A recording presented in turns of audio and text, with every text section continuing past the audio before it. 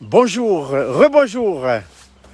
Je me présente, je m'appelle Wanakaija Khouchen, pasteur dans une église en Nouvelle-Calédonie qui s'appelle Église de Philadelphie, qui a pris naissance dans le squat de Tina. Autrefois, c'était une église physique, statique.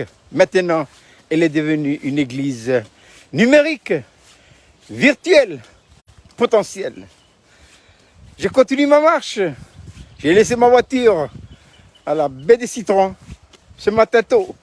Et maintenant, je prends l'ascension du Wantoro. J'arrive au milieu de Wantoro.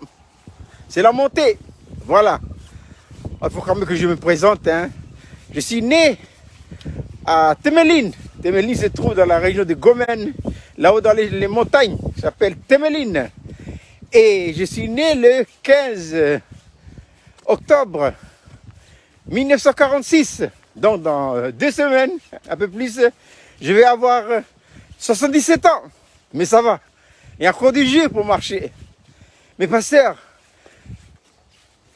comment concilier le ministère pastoral, la vie chrétienne, avec le sport? On doit les unir. Et pourquoi? Pour la simple raison, ce que l'apôtre Paul dit dans sa lettre aux Corinthiens. Ne savez-vous pas que vous êtes le temple du Saint-Esprit et que Dieu habite en nous? Il faut savoir que intérieurement, l'homme est constitué de 2 parties. Il y a la partie visuelle, physique, et il y a la partie immatérielle, c'est l'esprit et l'âme.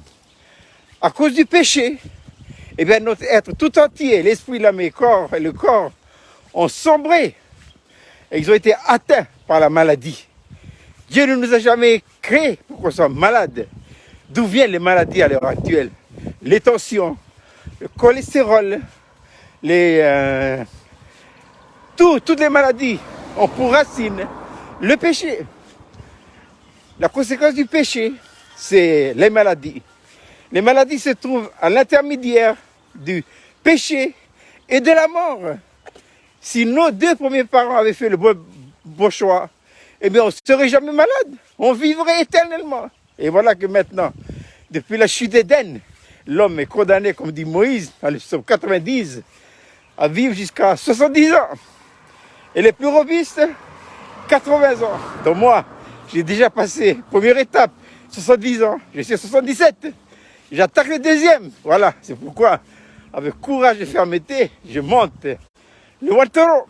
Donc, Dieu s'occupe de ce qui est immatériel. Depuis le jour où nous sommes nés de nouveau, c'est-à-dire notre esprit et notre âme. Mais le physique, eh bien le physique, c'est notre responsabilité. Mais l'homme, lui, il veut le beurre et l'argent du beurre. Non, Dieu ne veut pas faire de nous des assistés.